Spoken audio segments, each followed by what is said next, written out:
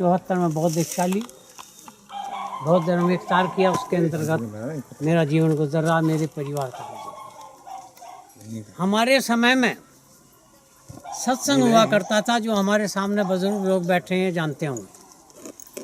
रोजाना सत्संग हुआ करता था और वो लोग सब शाम को बैठते थे, एक तारा और एक वो खटताल बजाने के लिए, और एक हारमोनियम भी ले लेते, ढोलक भी। तो मैं उनके बीच में जब जाता था, वो सब अंधविश्वास की बातें करते थे जो मुझे पसंद नहीं थी, लेकिन मैं संघर्ष नहीं कर सकता था। लेकिन उनके बीच में बैठता था, उनसे दोस्ती की। दोस्ती करने के बाद मुझे जो अवसर प्रदान हुआ, वो भी मुझे कहने लगे, भाई हमारे बीच में सनई जी हैं, ये भी दो शब्द कहेंगे। तो दो शब्द कहने का अवसर मिला, तो मैंने ये कहना शुरू कर दिया सत्संगियों से कि देखिए, आज हम जो भी सत्संग कर रहे हैं, ये हमारे बीच में साज है। ये 4 साज बज रहे हैं, इनके माध्यम से हम सत्संग कर रहे हैं और सभा की शोभा बढ़ा रहे हैं। तो मैं ये पूछना चाहूँगा कि ये जो एक तारा बजा रहे हैं आप, ये क्या कहता है, इसकी आवाज़ क्या है? जो आप छोटी सी झपड़ी पखावत कहते हैं उसको बजा रहे हैं, आप जानते होंगे, ये क्या कहती है? जो ये हड़ताल बजा रहे हैं, ये क्या कहती है? उनकी भाषा बता रहा हूँ। हमारे जो बुजुर्ग सामने बैठे हैं वो जानते होंगे अच्छी तरह। वो सब खामोश हो गए जो सत्संग करने वाले थे। जब खामोश हो गए तो नंबर हमारा ही आ गया। फिर मैंने कहा तो फिर हम बता दें। हाँ अच्छा बताइए। मैंने वो एक तारा लिया। एक तार का एक तारा होता है, अभी हमारे सागर साहब ने बताया ना, वीणा का तार। तो आवाज़ भी बता रहा हूँ। वो एक तारा लिया और उसमें जब अंगली मारी, तम क्या भी ऐसे बोलता है ना वो तार, तम। तो फिर मैंने आवाज़ मिलाई उससे, देखिए जी क्या कहता, तू तंग तेरा कौन बतंग भाई, तू तंग तेरा कौन बतंग भाई, तू तंग तेरा कौन बतंग। भैया आवाज़ मिला लो, अगर यूँ न्यू ना कह रहा हो तो मेरा सर्कल। अब वो थोड़े से बिगड़े से तो सही, लेकिन हमने भी हिम्मत की क्योंकि बाबा साहब के सिपाही थे। और फिर मैंने देखिए अब ये क्या कहती है, छोटी सी वो ढपड़ी जो बजती थी, इसका सुर देखना, ना मिले तो सर कलम करना। सत्यानाश सत्यानाश तेरा, सत्यानाश तेरा, सत्यानाश तेरा, सत्यानाश। उन्हें जवाब नहीं था। और फिर वो हड़ताल उठाई उन्हीं में, वो बजानी शुरू करी। मैंने कहा देखिए इनकी आवाज़ क्या है, दाने दाने को फिरेगा, दाने दाने को फिरेगा, दाने दाने को फिरेगा, दाने दाने को फिरेगा। मिला लो आवाज़ अगर ये न्यू ना कर रही हो। सत्संगियों में बैठ के इस तरह से अपना प्रचार किया। आज हमारे मल्याने में सत्संग नहीं हो, वो सब बाबा साहब के मिशन में है, भगवान बुद्ध के रास्ते। एक बात। दूसरी बात यह है, अभी हमारे भंते जी ने भी, सागर साहब ने भी शराब के बारे में, हमारे समाज में प्रचलन बहुत हो गया। पहले तो बड़े लोग पीते थे, अब छोटे बच्चे भी पीने लगे। बड़ा दुख होता है। मैं बहुत उसमें नहीं जाऊंगा गहराई में, केवल अर्थ बता कर चलूँगा। पियो आप, लेकिन समझ लो। पियो खूब, पहले उसको समझ लो। जितनी भी फैक्ट्रियाँ हैं, कुछ शराब बनाने वाली क्वालिटी तो कुछ भी बनाती हूँ, विस्की बनाती हूँ, रम बनाती हूँ, जो भी बनाती हूँ, लेकिन कुल मिलाकर उनका सबका नाम एक रखा, शराब। सब लोग जानते हैं, बच्चे भी जानते हैं शराब, महिलाएं भी जानती हैं शराब, पढ़े लिखे बहुत हैं। ये शब्द एक है, शराब। इसमें अक्षर बताएंगे कितने? 3 श रे वे। जैसे मैंने उनका अर्थ बताया ना सत्संगियों के साज का, ऐसे इसका भी बता रहा। स रे वे। जो शराब का इस्तेमाल करेगा, नशीली वस्तुओं चाहे जो भी हो उनका इस्तेमाल करेगा, से सर्वनाश। रे से राड़, राड़ का मतलब जानेंगे हमारी महिलाएं।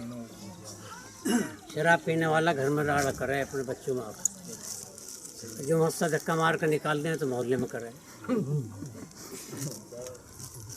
से सर्वनाश, रे से राड़, और तीसरा अक्षर क्या है? वे से बर्बादी। मैं जिनसे सीख रहा था मैंने उनसे कहा जी उस सर्वनाश और बर्बादी का मतलब तो एक ही है। कहने ना सुनी जी, ऐसा नहीं है। उन्होंने बताया कि सर्वनाश तो अपनी कमाई का, अपने शरीर का कर रहा है, और बर्बादी आने वाली प्रणाली की कर रहा है। ये शराब के अवगुण हैं। पीने वाले अच्छी तरह समझ लें इसका अर्थ। जो शराब पिएगा उसके साथ में ये 3 जरूर कारण होंगे, और इसके साथ में जुड़ते चले जाएंगे। उनका अपमान भी होगा, समाज में सम्मान नहीं होगा, परिवार में सम्मान। 2 बात हो गई। तीसरी मुद्दे पर हम आ जाएं। बाबा साहब ने संघर्ष किया। हमारे संदीप जी ने बताया 72 साल हो गए संविधान लागू हुए। जो 3 चीज न बोलने वाली थी वो कहाँ पहुँच गई? आप बोलने वाले थे, मेहनती थे, बुद्धिमान थे, आप कहाँ पहुँचे? इसका गणित बताया। देखिए, तुलना करके देखिए कितनी अच्छी बात है। अब जो है बाबा साहब संघर्ष करके चले गए, कुर्बानी दे गए अपनी अपने परिवार की, आप लोगों के लिए दे गए। उसके बाद में एक रास्ता दे गए भगवान बुद्ध का, जिसमें कोई दोष नहीं है, जिसमें कोई अंधकार नहीं है, अंधविश्वास नहीं है, आदमी अंधेरे में नहीं रहता। अभी हमारे भंते जी ने 5 सील आपके सामने पेश करे हैं प्रवचन। चोरी नहीं करूँगा, हत्या नहीं करूँगा, चोरी नहीं करूँगा, व्यभिचार नहीं करूँगा, झूठ नहीं बोलूँगा, और 5वां सील वही है, सुरा मेरी मज पमा ठाना वेरमणि सिक्का पतंग समाधियामी, कच्ची पक्की नशीली वस्तुओं को इस्तेमाल नहीं करूँगा। कितना भी विद्वान हो, कितना भी बलवान हो, कितना धनवान हो, अगर वो शराब नशीली वस्तुओं के उसमें चुंगल में फंसता है, विद्युता, बलवानी और उसकी भागवानी सारी समाप्त हो जाएगा। तो मैं उद्देश्य समाज को बिगड़ने के आखिरी में ये कहूँगा, भंते जी आए हैं ये याद दिलाने कि जब बाबा साहब डॉक्टर अम्बेडकर ने घोषणा की कि मैं हिंदू धर्म में पैदा हुआ लेकिन मरूंगा नहीं मरे ना, नहीं मरे। 14 अक्टूबर 1956 को बौद्ध दीक्षा लेकर निर्वाण प्राप्त की उन्होंने। 6 दिसंबर। शर्म है समाज के लिए। अगर ये समाज जरा भी बुद्धिमान होता तो बाबा साहब की उसी दिन पगडंडी पर बौद्ध धर्म स्वीकार कर लेता। उन्होंने कहा था मेरा समाज अगर बौद्ध बन जाता है, ये पहले भी बौद्ध था, भारत ही बौद्ध में था, अब ये समाज अगर समझ जाए, बौद्ध बन जाए, अपने पहले रास्ते पर आ जाए, पहले घर में आ जाए, तो विदेशों के मुल्क सैकड़ों से भी ज़्यादा हैं, उनसे जोड़ दूँगा। लेकिन नहीं मानी बाबा साहब की बात। ये समाज वालों, बुजुर्ग, हमारे महिलाएं, बच्चे बाबा साहब की बात को जब नहीं मानते चले आओ। भंते जी भी आ रहे हैं, बड़े बड़े विद्वान आप लोगों के बीच में आ रहे हैं। आप लोग वर्ण व्यवस्था के अनुसार में शुद्ध कहलाए, अछूत कहलाए। हमारे दादाजी परदादाजी अछूत की ज़िंदगी जी गए, दादाजी जी गए, हमारे बाप जी गए, हम भी अछूत की ज़िंदगी जिएंगे तो हमारे बच्चे भी अछूत की ज़िंदगी जिएंगे। जो जीवन गुजर गया तो गुजर गया। जो जागरूक हो जाओ, कम से कम आप तो बौद्ध बन के अपने बच्चों को अछूत के कलंक से मिटा दो। गर्व से कहोगे हम बौद्ध हैं।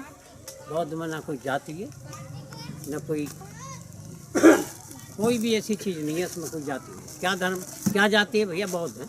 धर्म क्या है कि बौद्ध हैं। ईमान क्या है कि बौद्ध हैं।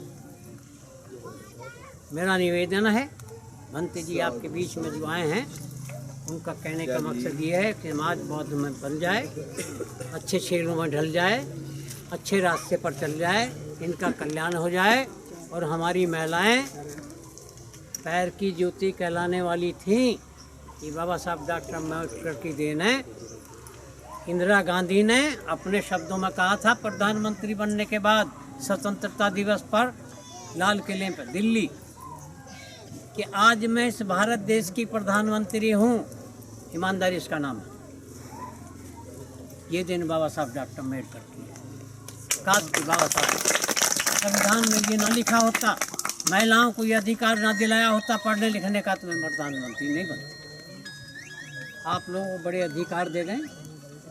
आप लोग पढ़ो लिखोगे तो ये भैंस और गाय पालना छोड़ दोगी, ऑफिस में बैठोगी, चपरासी तुम्हें पानी पिलाएगी। इसलिए बाबा साहब की बात को मानते हुए भंते जी के जो समाज आया आपके सामने अपना कीमती समय दिया है, इनकी बात पे अमल कीजिए, आगे बढ़िए, बौद्ध बनिए, दीक्षा लीजिए, अच्छे मार्ग पर जिंदगी गुजारिए। नमो बुद्धाय। जय भीम, जय भारत।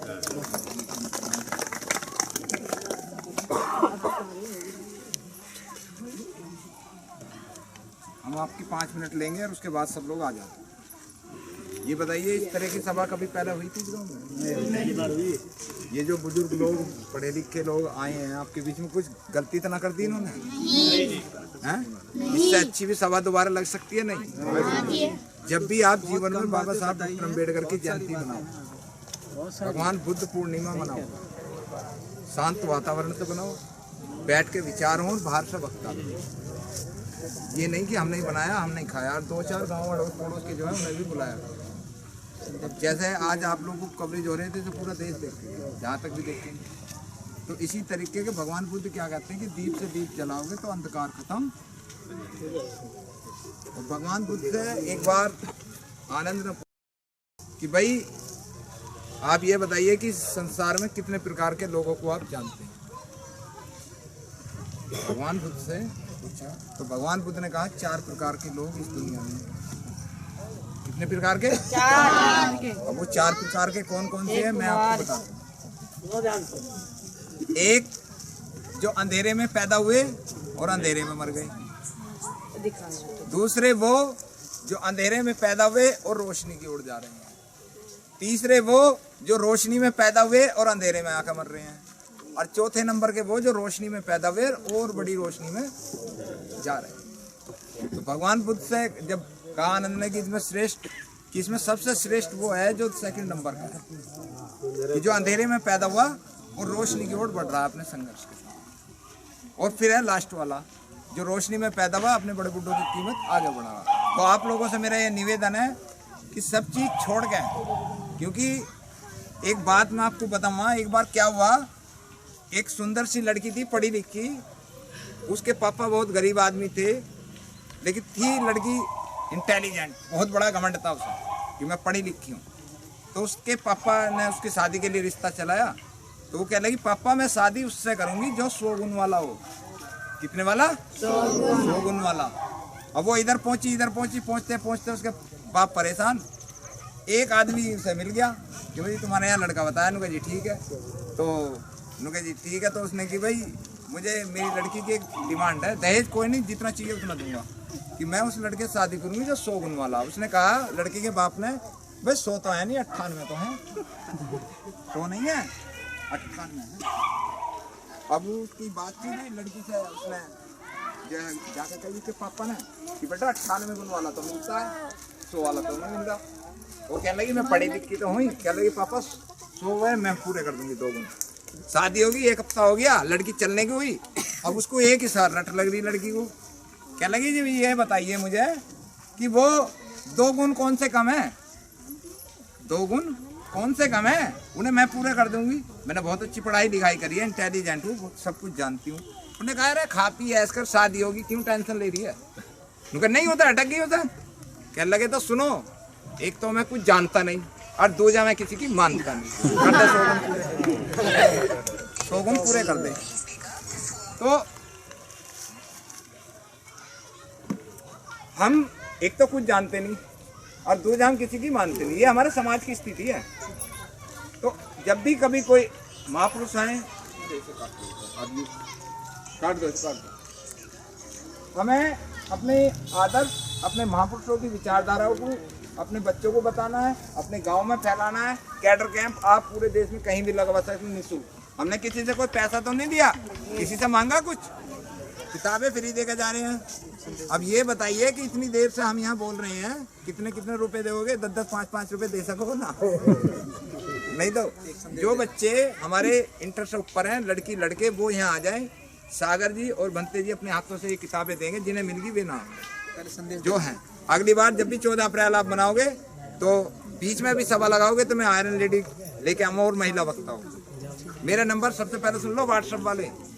सम्मान एक अधिकार सब्सक्राइब करना आप लोगों को, और उसका घंटी का बटन दबाना है। सम्मान एक अधिकार, उस पर सारे कार्यक्रम भगवान बुद्ध और बाबा साहब।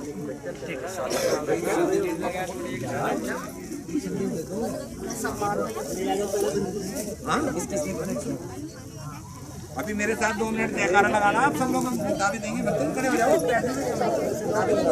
शांत हो जाओ। एक सबसे निवेदन है, जो आज की